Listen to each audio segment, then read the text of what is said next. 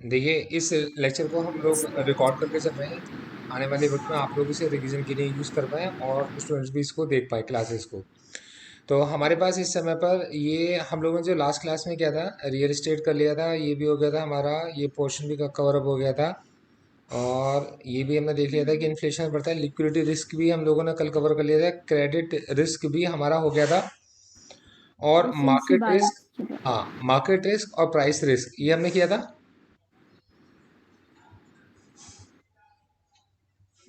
Yes sir. Market risk, price risk हो गया था, इंटरेस्ट रेट रिस्क भी हमारा हो गया था। रिस्क के लिए हमने सीखा था कि आप इसे अवॉइड कर सकते हो, डाइवर्सिफाई कर सकते हो, ये सब सीखा था कल हमने, है ना। हाँ सर, यस सर। फिर हम बिहेवियरल बाइस पे आए थे, जिसके अंदर availability, confirmation, familiarity, herd mentality, loss aversion, over confidence, recency bias, ये हम लोगों ने कर लिया था, है ना। हाँ, यस सर। ठीक है, अब हम बिहेवियर पैटर्न्स के ऊपर आएंगे। तो देखिए, अब बेसिकली क्या है कि ना, अगर हम कभी भी किसी के बिहेवियर को समझ कर चलते हैं तो देखो, इसका मतलब ये नहीं कि कोई बुरी बात है। मतलब ये सारे के सारे जो बायस है कोई बुरी बात नहीं है, ये सारे के सारे बायस हमारे अंदर होने चाहिए। और हमें समझना चाहिए कि किस समय पर कौन से वाले बायस का हम लोगों को इस्तेमाल कर कर चलना है। मतलब जिस समय पर, देखिए होता क्या है कि जिस समय पर सब लोग स्टॉक मार्केट के अंदर इन्वेस्ट करके चलें, इसका मतलब ये नहीं कि हमें नहीं इन्वेस्ट करना चाहिए। हमें भी समझना चाहिए कि वो सही समय है। जिस समय पर सब लोग म्यूचुअल फंड में शिफ्ट कर कर चल रहे हैं, तो देखिए भाई, आप अपने क्लाइंट के पास बताओगे कि यार, जब सब लोग म्यूचुअल फंड के अंदर शिफ्ट कर कर चल रहे हैं, तो उस कंडीशन में होता है कि क्लाइंट आपसे बात करेगा, और क्लाइंट को ना क्या होता है कि नॉलेज होती है। और इन्वेस्टर जब आपसे बात करता है तो उसके में अलग अलग तरीके की नॉलेज होती है। उसमें सबसे पहली नॉलेज जो उसकी होती है वो ये कहता है कि इतने सारे लोगों ने मार्केट के अंदर इन्वेस्ट कर रखा है और मार्केट तो बहुत ज़्यादा हाई पर पहुंच गया है। तो आपके पास ये बात आती है कि जब आपसे कोई इन्वेस्टर बात करेगा और आपसे बोलेगा कि मैं आपकी सिप के अंदर इन्वेस्ट करूंगा, तो इसके अंदर तो ऑलरेडी बहुत सारे लोगों ने इन्वेस्ट कर रखा है और मार्केट इस समय बहुत ज़्यादा हाइपर है, तो लोग अपना प्रॉफिट बुक कर रहे होंगे। तब उस कंडीशन में अगर मैं इन्वेस्ट करके चलूंगा तो इससे मुझे क्या फ़ायदा होगा। तो यहाँ पर आप उसे जवाब देकर चलते हो, आप उनसे कहकर चलते हो कि देखो सर, जब मार्केट के अंदर बहुत ज़्यादा लोग इन्वेस्ट कर कर चल रहे हैं, तो इसका मतलब बहुत ज़्यादा लोग सिप कर कर चल रहे हैं। अब ये लोग जो सिप कर कर चल रहे हैं, अपने किसी फाइनेंशियल गोल के लिए सिप कर कर चल रहे हैं। अब ये जो किसी का फाइनेंशियल गोल है, अचीव तो नहीं हो गया। सर, एक साल में अगर मार्केट या 2 साल में मार्केट अगर बहुत ज़्यादा ऊपर पहुंच गया है, तो इसका मतलब ये तो नहीं है कि उनका मार्केट गोल अचीव, उनका फाइनेंशियल गोल अचीव हो गया होगा। और ऐसे भी बहुत सारे लोग होंगे जो अभी स्टार्ट कर कर चलेंगे। इसकी वजह से मार्केट के अंदर एक क्वेश्चन आएगा। क्वेश्चन का मतलब क्या है कि अगर कुछ लोग बेच रहे होंगे, तो कुछ लोग उसको खरीद भी रहे होंगे, क्योंकि कोई अगर बेच रहा है तो उसे कोई तो खरीद रहा होगा ना। यस। क्लियर है। तो आप बताओगे कि क्योंकि लोगों का बिहेवियर अलग अलग है, तो बिहेवियर के पैटर्न्स को अगर आप समझ के चलते हो, तो कोई अगर सेल कर रहा होता है तो कोई उसको बाय भी कर रहा होता है। अब ये बेनिफिशियल कब रहता है कि जब हम लोग अपनी सिप करके चल रहे हैं, एक एवरेज वैल्यू पर हम उसे परचेज करते हैं और एक अच्छी वैल्यू पर हम उसको सेल करते हैं। क्लियर। Yes sir.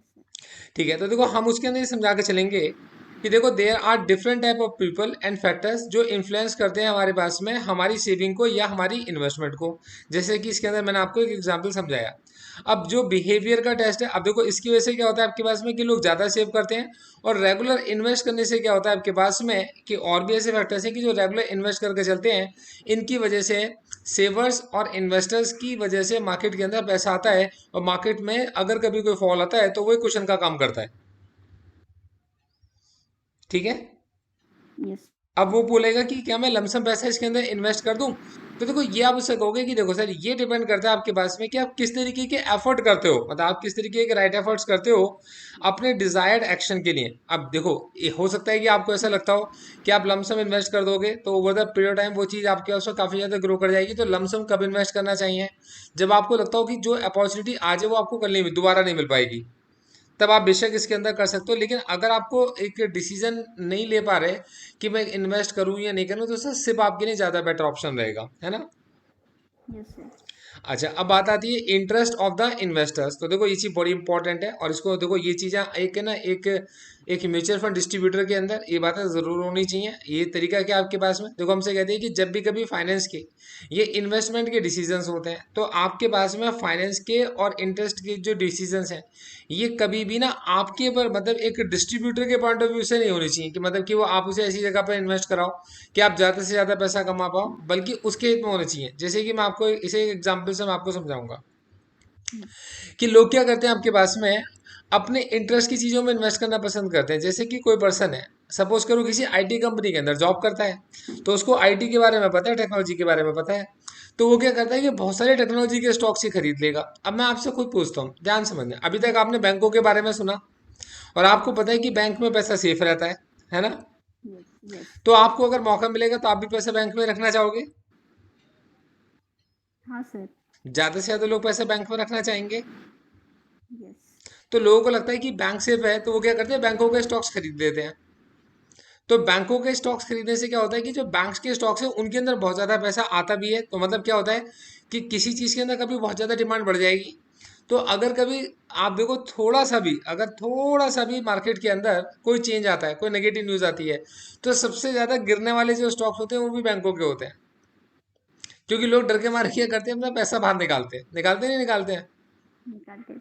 तो उसकी वजह से क्या होता है कि लोगों के मन में एक डर बैठ जाता है कि यार बैंक ना डूब जाए। तो यहाँ पर क्या होता है कि लोग ना सबसे ज्यादा फाइनेंस को लेकर ही परेशान भी रहते हैं। तो यहाँ पर सबसे बड़ी बात यही आती है कि जो बैंकिंग के स्टॉक्स हैं वो सबसे ज़्यादा वोलेटाइल बन जाते हैं। वोलेटाइल का मतलब ये है कि उसके अंदर क्योंकि बहुत सारे लोग ट्रेड कर रहे होते हैं, तो कभी बहुत ज़्यादा डिमांड आ जाती है और कभी बहुत ज़्यादा सप्लाई आ जाती है, जिसकी वजह से क्या होता है कि जो बैंकिंग के स्टॉक्स हैं वो बहुत ज़्यादा वोलेटाइल हो जाते हैं। ये बात आपकी समझ में आ गई? हाँ सर। ठीक है। अच्छा, अब आप इसी के अंदर जाओगे, अब जैसे कि कंजम्पशन के स्टॉक्स हो गए। अब कंजम्पशन के स्टॉक्स का मतलब ये हो गया कि ऐसी कंपनियां जो खाने पीने का सामान बनाती हैं, जैसे कि आईटीसी वगैरह हो गई। तो क्या होता है हम्म, कि लोगों को लगता है कि यार ये जो है मतलब ज़्यादा ऊपर नहीं जाएंगे, क्यों? क्योंकि जो लोगों की डिमांड है ना ज़्यादा नीचे गिरेंगे। रीज़न उसका क्या होगा, वो इनके दिमाग में बात रहती है कि यार ये जो स्टॉक्स हैं ये ऐसी कंपनियां हैं जिनकी ज़रूरत तो सबको पड़नी पड़नी है। मतलब लोग कुछ भी हो जाए, मार्केट से सामान खरीदना तो बंद नहीं कर देंगे। नहीं। भाई अगर कोरोना आएगा तब भी लोग सामान खरीदेंगे, और अगर दिवाली आएगी तब भी लोग मार्केट से सामान ही खरीदेंगे। भाई अगर कोरोना आएगा, लॉकडाउन आया, तो मार्केट से सामान खरीदेंगे ना। सामान। यस सर, और अगर खरीदेंगे। दिवाली आएगी तब भी खुशी में सामान सामान तो सभी ने खरीदना है। तो यहाँ पर क्या होता है कि मतलब कि जो लोग होते हैं उनके जो डिसीजंस होते हैं वो कई बार बड़े ज्यादा मतलब कॉन्सेंट्रेटेड हो जाते हैं, क्योंकि उन्होंने जिस चीज को पढ़ रखा होता है वो उसी की वजह से अपने पोर्टफोलियो बनाना शुरू कर देते हैं। ये बात आपकी समझ में आ गई? और हमने सबसे पहले सीखा कि कंसंट्रेशन की वजह से क्या होता है, मार्केट में एक रिस्क जनरेट होता है, कंसंट्रेशन ऑफ द स्टॉक्स को अवॉइड करना चाहिए। क्लियर हो गया? Yes sir. अब देखो मैम, बड़ी इंपॉर्टेंट बात है, एथिकल स्टैंडर्ड क्या होने चाहिए। तो देखो ये बड़ी इंपॉर्टेंट बात है, इसको ध्यान से समझिएगा। देखो क्या होता है कि ना कुछ लोग ये समझते हैं कि यार बताओ कानून क्या कहता है, कानून के बारे में समझो। लेकिन आप इसको ध्यान से समझो। अगर आपके पास में आपको, आप जा रहे हो, आप ध्यान समझिएगा। भाई आप एक ऐसी सीट पर हो जिस सीट के ऊपर मतलब नहीं लिखा कि दिस इज फॉर लेडीज। मतलब कोई जेंट्स हैं ऐसी सीट पे बैठे हैं जो लेडीज के लिए नहीं है, तो ऑब्वियस बात है उनकी सीट होगी। अब वो यस। अचानक से देते हैं कोई, मतलब कोई लेडी है या फिर कोई आपके पास में सज्जन है जो फेंट हो रहे हैं, मतलब उनसे खड़ा नहीं हो जा रहा, उनको बड़ी दिक्कत आ रही है। अब उस कंडीशन में एथिकली क्या होगा, वो खुद खड़े हो जाएंगे और उनसे कहेंगे आप सीट ले लीजिए। जबकि मतलब खड़े होकर जाने में उनको भी तो उतनी दिक्कत दिक्कत। Yes sir. है ना? तो ये क्या है, एथिकल है। तो देखो क्या होता है, एथिकल का मतलब ये नहीं होता कि वो कानून के हिसाब से कैसा है। एथिकल का मतलब ये नहीं कि हर चीज के लिए कानून होना जरूरी है। एथिकल का मतलब ये कि आप खुद भी इस चीज को जज करके चलो कि आप अगर उस जगह पर उस सिचुएशन में होते तो आप क्या एक्सपेक्ट करके चलते। तो जो आप अपने लिए एक्सपेक्ट करके चलते हो, आप एग्जैक्टली वैसे बिहेवियर भी रख कर चलो। तो एथिकल के अंदर क्या आता है कि आप जब कभी भी अपने क्लाइंट्स को किसी म्यूचुअल फंड की स्कीम के बारे में बताओ, तो आप सबसे पहले उससे रिलेटेड आप उसको रिस्क भी बताओ कि इस स्कीम के अंदर क्या क्या रिस्क है, क्या पॉसिबिलिटीज है। मतलब आप केवल उसको रोजी पिक्चर ना दिखाओ, मतलब आप उसे ये ना बताओ कि देखो कितना फायदा हो सकता है, कितना फायदा हो सकता है। आप किसी तरीके से बस सिप को स्टार्ट मत कराओ, आराम से बैठ के उसको सारी बात समझाओ कि देखो यार इसके अंदर ये सारे रिवार्ड्स तो हैं, पर ये ना इसके अंदर रिस्क भी है। तो जब तुम रिस्क को देखोगे तो पहले ये देखो कि क्या ये रिस्क तुम बर्दाश्त कर सकते हो। जैसे कि मैंने आपको कितने अच्छे एग्जाम्पल से समझाया कि भाई अगर कोई पैसा बैंक में रखना चाहता है तो वो किसी ऐसे ईटीएफ के अंदर भी इन्वेस्ट कर सकता है जो बैंकों में पैसा इन्वेस्ट करते हैं, मतलब बैंकिंग स्टॉक्स को खरीद कर चलते हैं। अब उसको लगेगा हाँ यार बैंक में तो पैसा सेफ होता है, तो चलो बैंक के स्टॉक्स में खरीद लेता हूँ। लेकिन आप उसको ये भी बताओ कि क्या होता है कि जो बैंक के स्टॉक्स को सब लोग खरीदना चाहते हैं, तो उसकी वजह से क्या होता है कि बैंक के स्टॉक्स की डिमांड कई बार बहुत बढ़ जाती है। तो बैंक के स्टॉक बहुत ज़्यादा तेजी से ऊपर चले जाते हैं, तो आपको बेनिफिट हो सकता है। लेकिन क्या होता है कि जब अचानक से लोगों को डर लगेगा और बैंकों के लिए कोई नेगेटिव न्यूज़ अगर आएगी किसी भी वजह से, जैसे सपोज करो बैंक घाटे में जा रहे हैं, या जैसे कि आपने देखा पीछे यस बैंक बंद हो गया था बिल्कुल, है ना, लोगों को पैसे भी निकालने नहीं दिए दिए जा रहे थे, तो उस या कोई पीछे बैंक एक और भी था वो बंद हो गया था, तो वहां पर आप उन्हें बताओगे कि सर देखो, कई बार बैंकों के लिए नेगेटिव न्यूज़ भी होती हैं, उस नेगेटिव न्यूज़ की वजह से ये स्टॉक ना सबसे ज़्यादा गिरते भी हैं, तो इनके अंदर रिस्क भी सबसे ज़्यादा रहता है। आप बात समझे? तो ये क्या है, ये आपके एथिकल स्टैंडर्ड है, मतलब आप उनको हेल्प कर रहे हो एक लॉन्ग टर्म की वेल्थ को जनरेट करने के लिए, इसके लिए आप उनकी हेल्प कर रहे हो, और वो आपके साथ चाहेंगे कि आप उन्हें शॉर्टकट बताओ, लेकिन आप उन्हें शॉर्टकट नहीं बताओगे। वो चाहते आपको, मतलब देखो आपके ऊपर जितनी ज़्यादा आपके उसके अंदर वो आएंगी, मतलब इन्वेस्टमेंट आएंगी, तो म्यूचुअल फंड के पास जो भी पैसा आएगा उस हिसाब से म्यूचुअल फंड आपको कोई परसेंटेज आपको शेयर करना चाहेगा, लेकिन आप उसको एक सही सलाह अगर दे के चलोगे तो आप उससे ये कहोगे कि मार्केट अभी वोलेटाइल है तो आप ना सिप कर लो, और जब मार्केट आपके पास में सर, जब मार्केट बहुत ज़्यादा बॉटम में होगा तो चाहो तो लमसम इन्वेस्टमेंट भी कर लो। इस तरीके की बातें जब आप उससे डिस्कस करके चलोगे तो क्लाइंट का आपके ऊपर फेथ आता है नहीं आता है? आता है। मैं ये नहीं कह रहा कि आप सब कुछ इस तरीके से कर चलो, मैं तो आपको बता रहा हूँ कि मतलब कि ऐसा करोगे तो क्लाइंट का आपके ऊपर फेथ आएगा, क्योंकि आपको आने वाले वक्त में, देखो मैं आपको एक चीज़ समझाता हूँ, मेरी ये बात को ना आप लोग ध्यान समझ के चलिएगा, इस ग्रुप को, ये वीडियो को देखने वाले जो भी लोग होंगे। ओके। देखो बेसिकली क्या है, अगर आप टीचर बनना चाहते थे, एग्जाम्पल की तरह आपसे कह रहा हूँ, जब आप टीचर बनना चाहते थे हाँ। तो बचपन में आपको याद होगा आप क्या क्या करते थे, आप टीचर्स की तरह एक्टिंग करना स्टार्ट करते थे, आप बोर्ड पर, जैसे आप बोर्ड पर पढ़ा रहे हो, है ना, यस। तो आपने देखा होगा कि जब आप बोर्ड पर, आपको लगता था कि आप बोर्ड पर पढ़ा रहे हो, तो आपको क्या लगता था कि आप बिल्कुल सीधे हो जाते होगे, आपके कपड़े अच्छे हो जाते होंगे, आपका हाथ का चलाने का तरीका बहुत ही सिंसियर वाला हो जाता होगा, और आप ना मतलब आप फील करते होगे कि आप रिस्पॉन्सिबल हो, एक टीचर जैसे रिस्पॉन्सिबिलिटी आपके अंदर आती होगी नहीं आती होगी, यस आती है।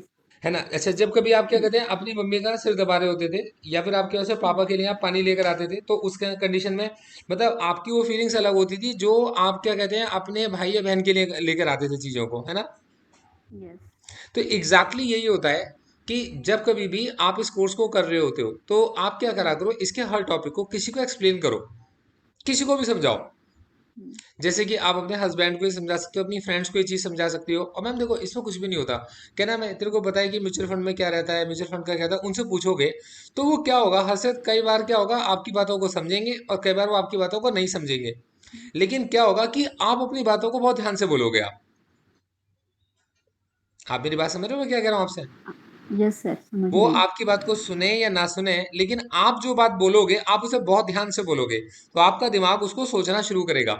इन टॉपिक्स को जितना आप किसी के साथ डिस्कस करोगे आपको डेवलप होंगे, लेकिन अगर आप इन्हें याद करने की कोशिश करोगे, आप इन्हें रट्टा मारने की कोशिश करोगे, आप इन्हें लर्न नहीं कर पाओगे। आप इन टॉपिक्स को केवल समझा जा सकता है, ठीक है, और फिर उसके बाद जो मैं यस। क्वेश्चन आंसर्स आपको देता हूँ उन क्वेश्चन आंसर्स की प्रैक्टिस करोगे तो क्या होगा आपके अंदर से, अब जो क्वेश्चंस के आंसर्स आपने लिखे तो आपको अंदर से बहुत सारी चीजें याद आई होंगी, है ना। यस। यस। ठीक है, अच्छा देखो अब अगली चीज पे आते हैं हम लोग, जो मैं आपको बता के चल रहा था कि हम जब भी कभी क्लाइंट को कोई चीज एडवाइस करके चलते हैं तो हम उसे सबसे ज्यादा किस चीज के बारे में बात करके चलते हैं, देखो एथिक्स तो हमसे ये कहते हैं कि हम उसे उसके रिस्क के बारे में भी बता के चलें, बता दीजिए। तो अब हम उसे जब रिस्क के बारे में बताते हैं तो वो हमसे पूछता है कि भैया अगर ये इतना ही रिस्की है तो हम ये रिस्क क्यों लें, तो आप उन्हें बताते हो कि देखो भाई, सबसे पहले तो आप ये समझो कि इस रिस्क को उठाने के पीछे की वजह क्या है, फिर ये समझो कि क्या तुम्हारे पास इस तरीके की एबिलिटी है कि तुम इस तरीके का रिस्क उठा पाओ, और फिर उसके बाद कि तुम कितने विलिंगली इसी रिस्क को उठाकर चलोगे। कहने का मतलब क्या है, हमसे कहते हैं कि जब भी कभी आप किसी क्लाइंट की रिस्क प्रोफाइलिंग करते हो तो आप तीन चीजें देखकर चलते हो कि क्या इसको सच में खतरा उठाने की जरूरत है, मतलब रिस्क उठाने की जरूरत है। अब मैं इसको आपको एक एग्जांपल से समझाऊंगा। Okay sir. आपको एक 55 साल के एक आदमी मिलते हैं, बेचारे जस्ट अभी रिटायर हुए हैं, और जैसे वो रिटायर हुए तो उन्होंने मतलब जो उनका, जब वो जॉब करते थे तो प्रोविडेंट फंड में जो पैसा करता था वो जमा होकर उनको मिला है, और पीपीएफ भी मिला है इनको, और बाकी और भी पैसे उनको मिले हैं, उनकी इन्वेस्टमेंट उनको मिली है, और मतलब लोगों ने गिफ्ट भी दिए हैं। तो क्या होता है कि सब लोग उनके पीछे पड़ जाते हैं कि आप ना इन्वेस्टमेंट करो, इन्वेस्टमेंट करो, इन्वेस्टमेंट करो, उनके पास बहुत सारी अपॉर्चुनिटीज आती हैं इन्वेस्टमेंट की। तो आप वहां पर उनको ये समझा के चलोगे कि सर आपको रिस्क लेने की जरूरत नहीं है, मत लो। क्यों? क्योंकि सर बड़ी मुश्किल से पैसा आपने इकट्ठा किया है, ये पैसा अगर आपका खो गया तो आप पैसा कहाँ से लेकर आओगे? आप आपको आने वाली जिंदगी के अंदर, अगली जो 20 या 25 साल आपकी जिंदगी के अंदर ईश्वर ने आपको दिए हो, तो मतलब उनके लिए आप पैसा कहाँ से लेकर आओगे? इस पैसे का रिस्क आप अभी मत उठाओ, मना करोगे आप उन्हें। हम्म, लेकिन एक आपको लड़का मिलेगा जो 20-22 साल का लड़का है, अभी भी उसकी जॉब लगी हम्म, है ना? अब उसकी सैलरी मिल रही है, उसको 50,000 रुपये महीने की उसको सैलरी मिल रही है। तो वो जो बंदा 50,000 रुपये की सैलरी कमा रहा है, वो क्या करेगा? वो 25-30 हजार रुपये का मकान किराए पर ले लेगा और बाकी खर्चा करेगा, एक गाड़ी भी खरीद लेगा इंस्टॉलमेंट पे। ठीक है, और वो पूरे 50 के यस 50,000 खर्च करने के बारे में सोचेगा, है ना? यस तो वहां पर आप उसे समझाओगे कि आप इसमें से चाहो तो 5,000 रुपये 10,000 रुपये अपना बचाना शुरू करो और उसको अपना सेव करना शुरू करो। तो जब आप रिटायर होगे तब तक आपके पास एक बड़ा लमसम अमाउंट इकट्ठा हो चुका होगा। तो क्या होगा, ये दोनों लोग आपकी बात को सुनेंगे। आपने एक को तो मना कर रहे हो कि आप मत इन्वेस्ट करो और एक को कह रहे हो कि आप इन्वेस्ट करो, है ना? इन्वेस्ट करो, यस यस। इन दोनों में क्या फर्क है? फर्क किस चीज का है कि उनकी एबिलिटी की वो रिस्क उठा सकते हैं। वो लड़का रिस्क उठा सकता है, वो सज्जन रिस्क नहीं उठा सकते। ना उनकी नीड है रिस्क उठाने की, लड़के की नीड है रिस्क उठाने की। और दूसरी बात है कि यार वो लड़का वैसे भी तो खर्चे कर ही रहा था, तो क्या वो सचमुच में अपने किसी बड़े फाइनेंशियल गोल के लिए विलिंगनेस है? अब जैसे कि मैं आपको एग्जांपल से इसको समझाता हूँ कि ये चीज़ें अगर आपको किसी ने आज से 15 साल पहले 20 साल पहले बताई होती तो आज आपका फैमिली में लिविंग स्टैंडर्ड आपका कुछ और होता। आप ही पैसे जोड़ चुके होते, पैसे बढ़ चुके होते, मतलब काफ़ी कुछ आप अपनी लाइफ में चेंजेस कर चुके होते जो आप आज कर रहे हो। तो ये चीज़ अगर आप आज भी छोड़ दोगे और आज से 5 साल के बाद आप देखोगे तो 5 साल की अपॉर्चुनिटी तो आपकी वैसी लॉस्ट हो जाएंगी, है ना? तो यहाँ पर यस आप सर। उनको ये बताकर चलते हो कि सर देखो, आपके अंदर आप ये भी देखो सर, आप क्या विलिंगनेसली इस रिस्क को लेने को तैयार हो? अगर आप इस रिस्क को लेने को तैयार हो तब आप इसको आगे बढ़ो। तो ये 3 बातें जब आप उनसे करते हो तब आपका इन्वेस्टर्स के मन में आपके लिए विश्वास और इज्जत बढ़ती है और आप सही काम कर रहे हो आप उनके साथ। ठीक है जी।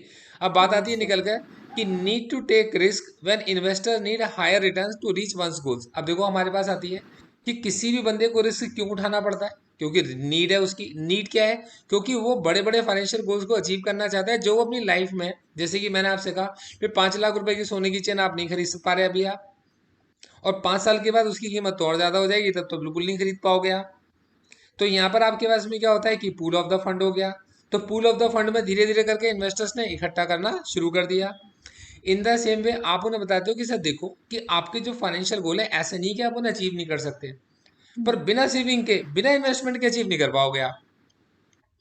फिर जब बारी एबिलिटी की आती है तो आप उसे बताकर चलते हो कि इस समय पर उसकी किस रिस्क को उठाने की साइकोलॉजिकल कैपेसिटी है भी या नहीं। तो जैसे कि मैंने आपको बताया कि एज फैक्टर आ गया। फिर इसके बाद में देखो डिस्ट्रीब्यूटर को इवेलुएट करना पड़ता है और एक बैलेंस बनाकर चलना पड़ता है जिससे कि किसी तरीके का कोई भी कॉन्फ्लिक्ट ना रहे। देखो मैम, म्यूचुअल फंड की पॉलिसीज यस। बेचने वाले बहुत सारे लोग मिलेंगे, लेकिन म्यूचुअल फंड का डिस्ट्रीब्यूटर बनना, एडवाइजर बनना अपने आप में एक बहुत गहरी सोच रखता है। आप बात समझ रहे हो? हाँ सर। ठीक है, अब देखिए, हम्म, अब हमारे पास में आता है कि अंडरस्टैंड करना एसेट की एलोकेशन को। तो देखो, एसेट एलोकेशन तो पहले हम लोगों ने समझा था कि एसेट क्या होते हैं। तो हमने कहा था कि एसेट होते हैं हमारे फाइनेंशियल एसेट्स और फाइनेंस। एसेट्स होते हैं हमारे फिजिकल एसेट्स। हम क्लाइंट को फिजिकल एसेट्स के बारे में सजेस्ट करना चाहते हैं या आपके पास में हम सजेस्ट करना चाहते हैं फाइनेंशियल एसेट्स? ये बताओ आप। हम क्लाइंट्स को फिजिकल एसेट्स में हेल्प कर रहे हैं या फाइनेंशियल एसेट्स में? फाइनेंशियल एसेट में सर। शाबाश। तो हम उसको फाइनेंशियल एसेट्स में हम उसकी हेल्प करके चल रहे हैं।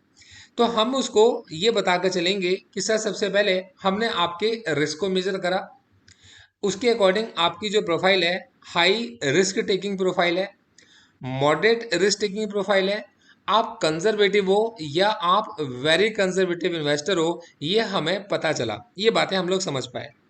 अब यहाँ पर कुछ अप्रोच हैं जिन पर आपको ध्यान देना चाहिए। तो देखो, एक होती है स्ट्रेटेजिक एसेट एलोकेशन।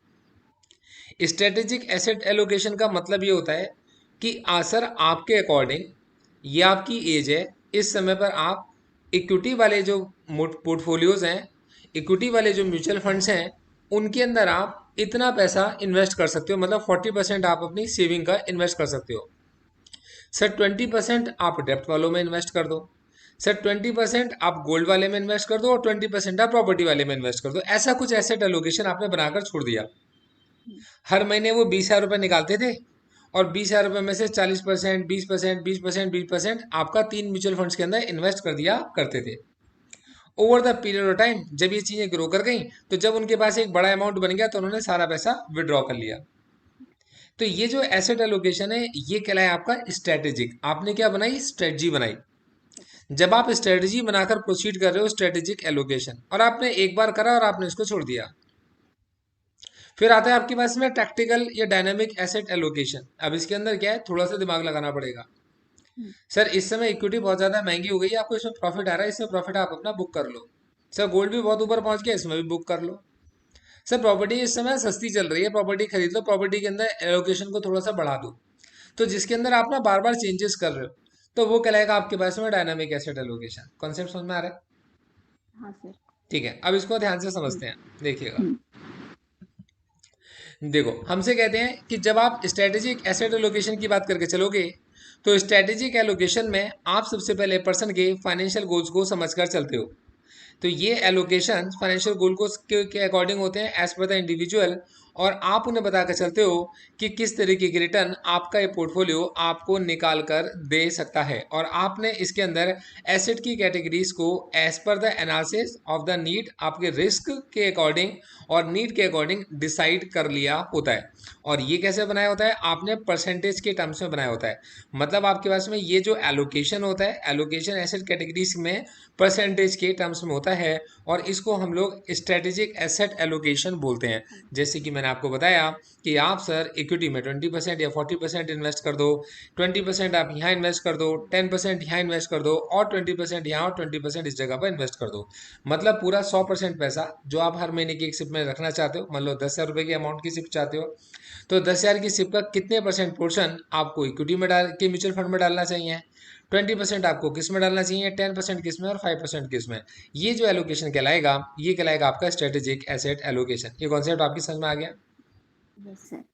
अच्छा, अब अगली चीज आती है टैक्टिकल एसेट एलोकेशन। तो ये थोड़ा सा डायनामिक है। इसके अंदर क्या होगा, आप इंप्रूव करोगे risk adjusted return of the portfolio.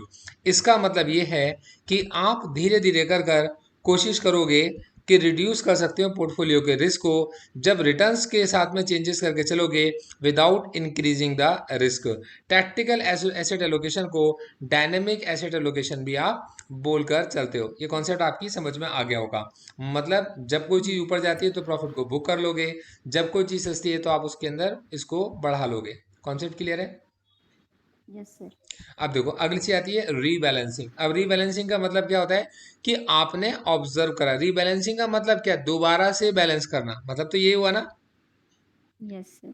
कि दोबारा से बैलेंस करना। दोबारा से बैलेंस का मतलब क्या है? तो देखो सबसे पहले उन्होंने बताया कि जब आप स्ट्रेटेजिक एलोकेशन को देख के चलोगे, तो ये आपके पास में एलोकेशन एक पीरियड के बाद चेंज होती हैं। तो ऐसे एसेट्स जो आपके पास में साथ साथ नहीं चल रहे, सेम डायरेक्शन में नहीं चल रहे, उनको आप दोबारा से ऑब्जर्व करते हो। ठीक है। अच्छा, इसके यस अलावा सर। ऐसा भी होता है आपके पास में, जैसे कि डायनेमिक एसेट एलोकेशन है, तो आप उसके अंदर उसको, आपको जो लगता है कि इस समय पर ये बहुत अच्छा परफॉर्म कर चुका है, तो आप उसके अंदर प्रॉफिट को भी बुक कर लेते हो। क्लियर है? यस।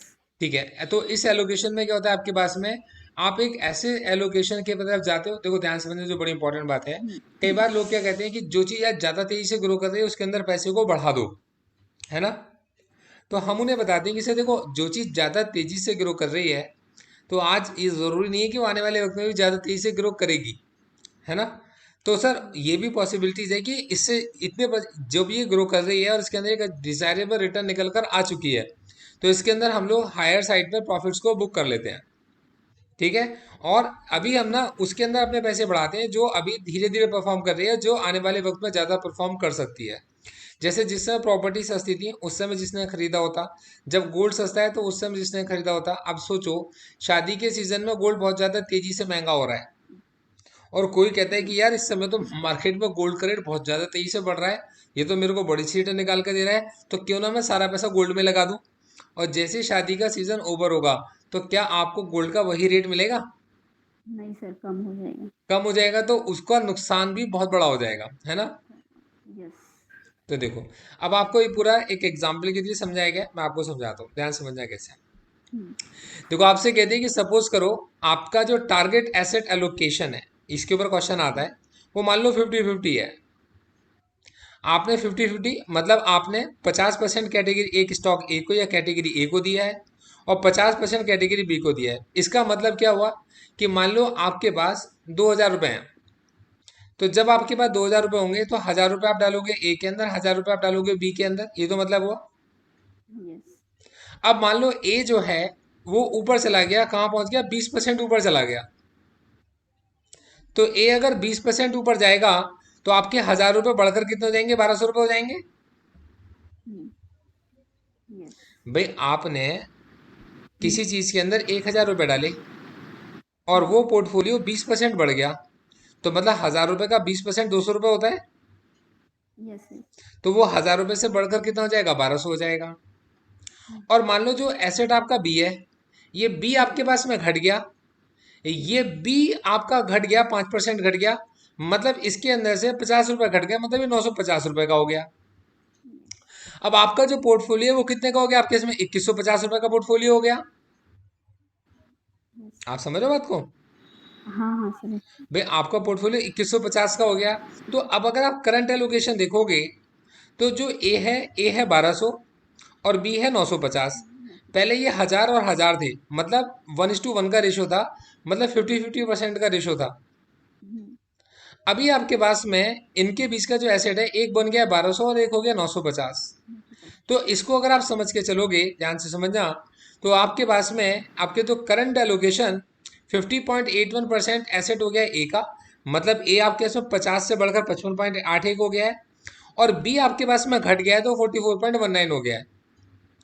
अब आप वापस से इसकी एलोकेशन को, क्योंकि स्ट्रेटजी क्या कहती थी कि ये 50-50 रहने चाहिए हमेशा, है ना।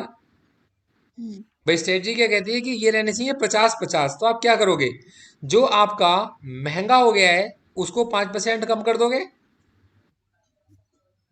भाई जो 55.81 है उसे 5.81% कम कर दोगे आप। Yes sir. और जो 44.1 में है उसे 5.81% आप बढ़ा दोगे, जिससे कि ये जो एसेट एलोकेशन है वापस से कितना हो जाएगा, 50-50 का हो जाएगा। यस। तो ऐसे में आपने प्रॉफिट बुक करा या लॉस बुक करा। Profit sir. शाबाश। तो ऐसे में आपने प्रॉफिट बुक करा, क्योंकि जो एसेट बढ़ गया था आपने उसके वैल्यूज को थोड़ा सा डिक्रीज करा। उसकी एसेट की वैल्यू बढ़ गई थी तो आपने उसको थोड़ा सा डिक्रीज करा। डिक्रीज करने से क्या होगा, आपका प्रॉफिट बुक हो जाएगा। तो थोड़ा थोड़ा करके आपने मार्केट से प्रॉफिट बुक करना शुरू कर दिया। ये कॉन्सेप्ट समझ में आ गया आपको, यस सर। क्लियर। यस। तो हमने क्या सीखा कि जब एसेट ऊपर गया था तो हमने उसको बेच दिया, और जब एसेट भी नीचे गया था तो हमने उसको खरीद लिया। क्लियर है। यस। Very good. अच्छा देखो, इसको कहते हैं रीबैलेंस करना, मतलब रीबैलेंसिंग। अब आपसे वो क्वेश्चन पूछेगा कि भैया ये सारे काम तो मैं खुद भी कर सकता हूँ, मैं तुम्हारी मदद क्यों लूंगा। भाई वो कहेगा कि भाई ये तो जो म्यूचुअल फंड के अंदर जो पैसा इन्वेस्ट करना है वो तो मैं खुद भी कर सकता हूँ, मैं तुम्हारे थ्रू क्यों करूंगा, है ना। तो यस। आप कहोगे सर हाँ बिल्कुल, सर ये सब कुछ आप कर सकते हो, और मेरा काम आपको म्यूचुअल फंड के बारे में समझाना है, और करना आप ही ने है। ये सब कुछ आप कर सकते हो, लेकिन मेरी हेल्प अगर आप लोगे तो वो हेल्प कहलाएगी एक प्रोफेशनल हेल्प कहलाएगी। अब यहाँ आपका असली काम शुरू होता है। जब वो आपको, आप उसे सारी नॉलेज दे दोगे तो उसके दिमाग में आएगा कि मैं इसको खुद ही कर लेता हूँ। कहना सर आप कर सकते हो, पर आप अगर मुझसे हेल्प लोगे तो एक प्रोफेशनल हेल्प कहलाएगी। वो कहेगा इसके लिए तो तुम्हारे पास में कुछ पैसे भी कटेंगे। तो कहना हाँ सर बिल्कुल, मतलब म्यूचुअल फंड मेरे को इसके लिए कुछ पैसे मेरे को देकर चलेंगे। आप सीधी सच बात बोलो, बताकर चलो आप कि इससे मेरे को म्यूचुअल फंड से कुछ बेनिफिट मिलेगा और म्यूचुअल फंड मेरे को कुछ बेनिफिट्स देकर चलेंगे। तो वो कहेगा फिर मेरे को तुमसे लेने का क्या फायदा है। कहना सर देखो, इसके अंदर तीन चीजें निकल कर आती हैं। सबसे पहली बात कि या तो आपको इतना टाइम आप पे होना चाहिए कि आप इसके अंदर रिसर्च करो, आप इसको हर समय स्टडी करो, और आप इसके साथ हमेशा अपडेटेड रहो। दूसरी चीज, आपके पास इच्छा होनी चाहिए कि आप ये सब कुछ करो, और तीसरी चीज, आपके अंदर इतनी काबिलियत होनी चाहिए कि आप ये सब कुछ करो। उसका मतलब क्या हुआ कि सबसे पहली बात तो ये कि सर सबसे पहले you want to do it yourself, आप इसे खुद करने की इच्छा आपके अंदर होनी चाहिए। दूसरी चीज, आपके पास वक्त होना चाहिए कि आप इसकी इसमें इतना वक्त निकाल पाओ कि आप इसको करोगे। और तीसरी चीज सर, आपके अंदर इतनी काबिलियत भी होनी चाहिए कि आप इसको सही से समझ भी पाओ, फाइनेंशियल डेटा को पूरा समझ भी पाओ आप। ठीक है। तो जब आप ये बातें करके चलोगे तब वो आपसे पूछेगा कि अच्छा तुम क्या कहते हो, तुम्हारी बात को मैं समझता हूँ। तो देखो, आप उन्हें समझाओगे कि एक ऑप्शन तो ये होता है कि आप अपने मैनेजमेंट को, इसको इन्वेस्टमेंट को खुद ही मैनेज करके चलो, अपने हिसाब से सोचो, अपने हिसाब से काम करो आप। देखो दूसरा होता है आपके पास में म्यूचुअल फंड, एक ऐसा ऑप्शन है जिसको प्रोफेशनल्स अपडेट कर मतलब प्रोफेशनल्स मैनेज करके चल रहे हैं, इसे एसेट मैनेजमेंट कंपनी बोलते हैं। और यहाँ पर आपके पास में ये कह रहा है कि कौन सी चॉइस बेटर है, अपने आप करूँ या किसी के थ्रू मैनेज करवाऊँ। तो आप उन्हें बताओगे कि सर देखो, पहली बात तो ये कि क्या आप इस काम को खुद कर सकते हो। दूसरी बात, क्या आप इसको मतलब अपनी इच्छा से करना चाहते हो, मतलब करना भी चाहते हो, आपकी इच्छा भी है। और तीसरी बात है, क्या ऐसा नहीं हो सकता कि वो जो फीस है, हो सकता है वो इतनी अफोर्डेबल हो कि आपके ऊपर उसका बहुत ज़्यादा फर्क ना पड़ता हो और आप अपने बाकी कामों के ऊपर ध्यान दे सकते हो। तो can one afford to outsource, ये तीसरी चीज़ आपके पास में निकल कर आती है। तो इसी चीज़ को मैंने आपको तीन तरीके से समझाया कि सबसे पहली बात आप उन्हें बताओगे कि सर देखो, पहली बात तो आपके अंदर इच्छा होनी चाहिए, दूसरी बात आपके पास वक्त होना चाहिए, और तीसरी बात ये कि सर आपके पास इतनी काबिलियत होनी चाहिए। है ना? Yes sir. Clear ma'am? Yes. चलो जी। अब हमसे कहते हैं कि क्या कोई आदमी कहते हैं क्या कोई आदमी किसी इस काम को करना चाहता है। तो देखो आपसे कहते हैं, अगर आपके पास में, ध्यान समझना बड़ी इंपॉर्टेंट बात है, अगर आपके पास में किसी के पास स्किल्स भी हो, नॉलेज भी हो अपने पैसे को मैनेज करने की, तब भी it is very likely that one may not enjoy money management, न रिसर्च एनालिसिस का, एडमिनिस्ट्रेशन का, ये अकाउंटिंग का। वो देखो, अगर किसी के पास स्किल्स भी हैं, नॉलेज भी है, तब ये जरूरी नहीं है कि उसको इतना अच्छा लगता हो कि दिन भर आपके पास में स्टडी करता हो, रिसर्च रिपोर्ट्स को एनालिसिस करता हो, अकाउंट्स को समझता हो, इन सारी चीज़ों पर अपना ध्यान देता हो, और अपना सारा वक्त जो वो अपने फ्रेंड्स या फैमिली मेंबर्स को दे सकता था वो इन कामों के लिए देता हो। ठीक है? Yes sir. अच्छा, जैसे कि मैंने कहा, क्वेश्चन आया कि can one afford to outsource, तो आप ये कहते हो कि देखो, म्यूचुअल फंड से जब आप काम करवाते हो, म्यूचुअल फंड में क्या होता है, म्यूचुअल फंड आपसे एक फीस को चार्ज कर लेते हैं। ये उनकी क्या होती है, प्रोफेशनल फीस होती है। आपने कहा सर बिल्कुल से म्यूचुअल फंड एक मेरे को प्रोफेशनल फीस भी पे करके चल रहे हैं। ठीक है? तो एक प्रोफेशनल फीस वो चार्ज करके चलेंगे, लेकिन क्योंकि ये प्रोफेशनल फीस है और ये बहुत सारे इन्वेस्टर्स में डिस्ट्रीब्यूटेड होती है, तो इसके चार्जेस कोई बहुत ज़्यादा चार्जेस नहीं होते, और बहुत ही कम चार्जेस में कोई भी आपके उसमें फंड मैनेजर आपके फंड को मैनेज कर रहा होता है। ये बात समझ में आ गई? Yes sir. पक्का? क्लियर है? यस। अब देखो, एक 10 लाख के पोर्टफोलियो पे तकरीबन 20,000 रुपए का रफली एक साल का खर्चा आता है मैनेजमेंट का। ठीक है, एक रफली है, क्योंकि आपने किसी मैनेजर को हायर कर रखा है। अब क्या होगा, बड़े बड़े पोर्टफोलियो जब बनते हैं तो ये जो मैनेजमेंट की कॉस्ट है ज़्यादा लोगों के अंदर डिस्ट्रीब्यूट हो जाती है, और फिर उस कंडीशन में ये खर्चा आपके पास में कम आता है। एक और बात है कि देखो, कई बार क्या होता है, कुछ हिडन कॉस्ट भी होती हैं। ठीक है? तो इनको भी ध्यान से समझ के चलना चाहिए अपने फाइनेंसिस को जब आप देख कर चल रहे हो, तो जैसे कि कुछ टैक्स वगैरह भी आपके ऊपर लगते हैं। है ना? Yes sir. कॉन्सेप्ट क्लियर हो गया? यस। मैम फर्स्ट चैप्टर आपका ना पूरा कवर अप हो गया है। Yes sir. ठीक